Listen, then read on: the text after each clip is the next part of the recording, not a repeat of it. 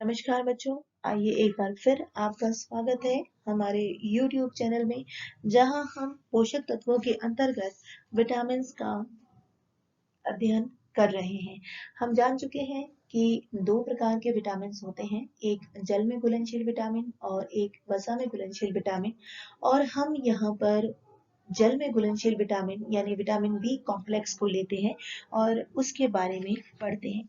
Vitamin B complex कई vitamin का complex है और जिसमें कि विटामिन बी 1, बी 2, बी 3 और आगे बी 7, बी 9, बी 12 तक विटामिन होते हैं। तो इन विटामिनों के कमी से या अभाव से या हमारे शरीर में क्या होता है आगे पढ़ेंगे। विटामिन बी 12 अगर शरीर में कमी हो जाए तो हमारी मेमोरी लॉस हो सकती है, हम बहुत ज़्यादा फटिग महसूस कर सकते हैं और डिप्रेशन के भी शिकार हो सकते हैं। स्वस्थ रहने के लिए हमें इन सभी विटामिन को अपने भोज्य पदार्थ में अल्प मात्रा में शामिल करने की बहुत ज़्यादा आवश्यकता है, क्योंकि ये माइक्रो न्यूट्रिएंट्स हमारे शरीर के लिए बहुत ज़रूरी होते हैं। विटामिन बी 12 एक ऐसा तत्व है जो मस्तिष्क और तंत्र के सही काम करने के लिए मदद करता है और इसकी जो कमी है वो वास्तव में सेहत के लिए काफी नुकसानदेह हो सकती है। विटामिन बी 12 हमारे सेल्स में पाए जाने वाले जीन डीएनए को बनाने और उसकी मरम्मत में भी सहायता करता है। यह ब्रेन, स्पाइनल कॉर्ड और नर्व्स के कुछ तत्वों की संरचना में भी सहायक होता है। हमारी लाल रक्त कोशिकाओं का निर्माण भी इसी से होता है। यह शरीर के सभी हिस्सों के लिए अलग अलग तरह के प्रोटीन बनाने का भी काम करती है। अब हम आगे देखते हैं विटामिन बी 1 की डिफिशियंसी से क्या हो जाएगा। थायमीन या विटामिन बी, इसकी खोज बेरी-बेरी रोग के कारणों की खोज के संदर्भ में हुई थी। इस विटामिन की खोज को सन 1880 में डॉक्टर तकाकी ने प्रारंभ किया था। इसके बाद सन 1897 में आइकमैन तथा सन 1911 में फंक ने इस क्षेत्र में सराहनीय कार्य किया। फंक ने पक्षियों में पाए जाने वाले बेरी-बेरी नामक रोग के उपचार के लिए चावल की ऊपरी परत से एक पदार्थ रवे के रूप में प्राप्त किया। इस पदार्थ को ही विटामिन बी 1 कहा गया। बाद में मैकलम, जॉनसन तथा डॉनिथ आदि वैज्ञानिकों ने विटामिन बी 1 को बेरी-बेरी नामक रोगों से बचाव के लिए एक अनिवार्य तत्व बताया।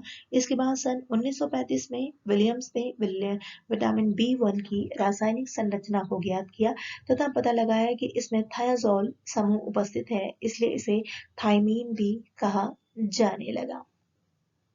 इसकी कमी से हमारे हाथ पैरों में झंझनाहट, जलन, जीभ में सूजन, कुछ भी याद रखने में परेशानी, त्वचा का पीला पड़ना, कमजोरी महसूस होना, चलने में कठिनाई, अनावश्यक थकान, डिप्रेशन आदि बहुत सारी समस्याएं हो सकती हैं।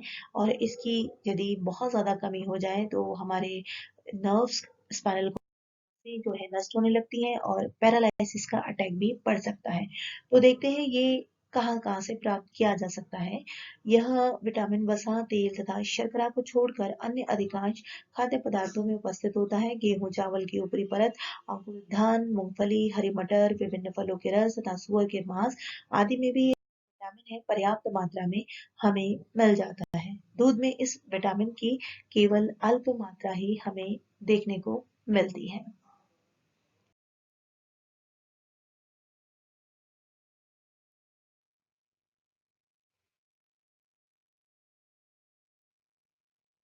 देखते हैं थायमिन का उपयोग किसके लिए किया जाता है। ये जो थायमीन है, इसका जो प्रतिकूल प्रभाव है वो भूख पर पड़ता है। बेरी-बेरी के लिए इसका उपयोग किया जाता है और डायबिटीज, हृदय रोग, शराब की आदत, बढ़ती उम्र, अनुमस्तिष्क, ग्लूकोमा, मोशन से डर लगना, एथलेटिक बर्ताव में सुधार, इन सभी चीजों के लिए इसका उपयोग होता है। इसके अलावा गर्दन का कैंसर, किडनी का रोग, टाइप 2 डायबिटीज के उपचार के लिए भी थायमीन का उपयोग किया जाता है। कई किस्सों में चिकित्सक थायमीन के शॉट्स की सलाह देते हैं। वेरिंकल्स एंस्लोफ्लेथी सिंड्रोम नामक मेमोरी डिसऑर्डर, दूसरे थायमीन डिसऑर्डर और कई रोग के उपचार के लिए भी यह उपयोगी है। तो बच्चों, आपको हमारा यह YouTube चैनल के माध्यम से यह वीडियो प्रस्तुति कैसी लगी, कृपया इसको ज़रूर बताइएगा और इसको लाइक, शेयर और सब्सक्राइब कर दीजिए। हमें आपके कमेंट्स का इंतज़ार रहेगा। धन्यवाद।